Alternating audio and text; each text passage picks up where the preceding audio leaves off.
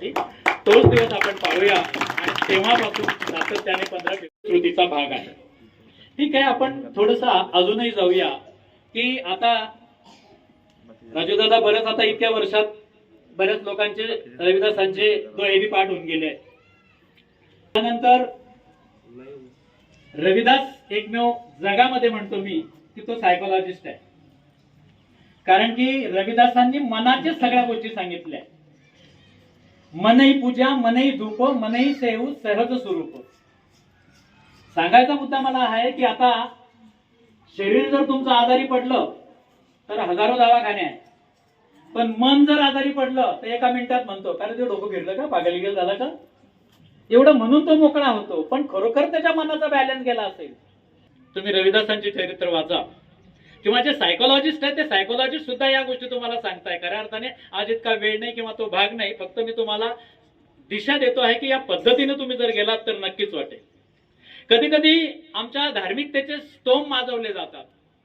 मी असं म्हणेल की आज खऱ्या अर्थानं तर रविदासांवर बऱ्याच वर्षी बोललेलो आहे, बोलत आलेलो आहे, पुढेही बोलीन. पण आज शिवरात्र आहे आणि नेमकं शिवाचा महिमा काय आहे, तर थोडंसं मला असं वाटतं की शिवाविषयी बोललं पाहिजे. तर आपण म्हणतो की ब्रह्मा विष्णू नक्कीच. मग खरा तर क्लेम पहिला हा ब्रह्माचा आहे ना. म्हणजे सगळ्यात आधी ज्या ब्रह्मानं हे चराचर सृष्टी निर्माण केली, हा निसर्ग निर्माण केला, हे सगळे जीव जंतू जर ब्रह्मानं निर्माण केले तर सगळ्यात पहिले पूजा ब्रह्माची केली पाहिजे आणि आपण ब्रह्माच्या मंदिरात गेले पाहिजे. पण मग असा विचारला सगळ्यांना की ब्रह्माच्या मंदिरात कधी गेले का, तर 10-12 हात वरती येतील. हो सर, आम्ही राजस्थानला गेलो होतो. बरोबर आहे ना. कोणतं मंदिर आहे ते, कुठलं आहे, पुष्करला. नंतर ब्रह्माच्या दुसऱ्या मंदिरात तुम्ही कुठे गेले, तर कदाचित आम्हाला माहित नाही की दुसरं मंदिर कुठं आहे. मी फक्त तुम्हाला सांगतो आहे की या दिशेने तुम्ही उद्यापासून विचार करू शकता. म्हणजे दुसरा आहे विष्णू, तर कदाचित आम्ही विष्णूच्याही मंदिरात गेलो, पण तेही कदाचित बोटावर मोजण्यासारखे असतील. काही विष्णू मंदिर आहे, बिर्ला मंदिर म्हणून आहेत. तर विष्णू पुराणात आम्ही गेलो असू,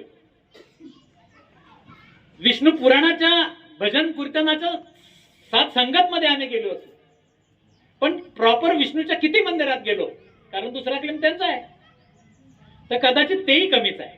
365 किंवा इथल्या याच्यातून आम्ही तर बद्रीनाथ केदारनाथला कधीतरी आयुष्यात एकदा गेलो आपण असं म्हणतो. आणि तिसरा जो आहे तो तिसरा आहे महेश.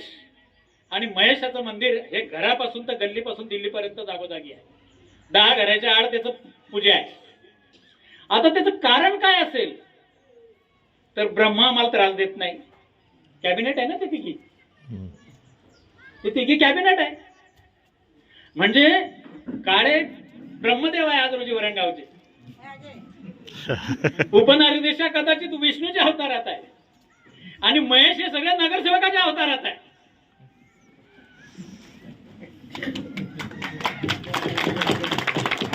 आणि म्हणून ब्रह्माला काय आलं ते दिलं. विष्णूचं कोऑर्डिनेटर आहे. मग खऱ्या अर्थाने क्रोध कोणाला येतो, संताप कोणाला येतो, त्याचे नवस कोणाला केले जातात, त्याचं व्रत विकल्प कोणतं, त्याचं ध्यान कोणतं, त्याचं जप कोणतं, त्याचे मंत्र कोणते, जर हे कोणाचे असतील तर ते मात्र शिवाचे आहे, शिवमहिमाचे आहे. आणि शिवाला जर समजा तुम्ही वाकडे तिकडे तिरपे वाटले तर मात्र तो तुम्हाला सोडत नाही. तो मात्र तुम्हाला शिक्षा करतो, तो तुम्हाला फ्रेम मध्ये आणतो, तो तुम्हाला कायद्यात आणतो, तो तुम्हाला नियमात आणतो. आणि म्हणून कदाचित आमच्या पूर्वजांपासून आतापर्यंत आपण जे करत आलो आहे की शिव महिमा हा जास्त करतो. पण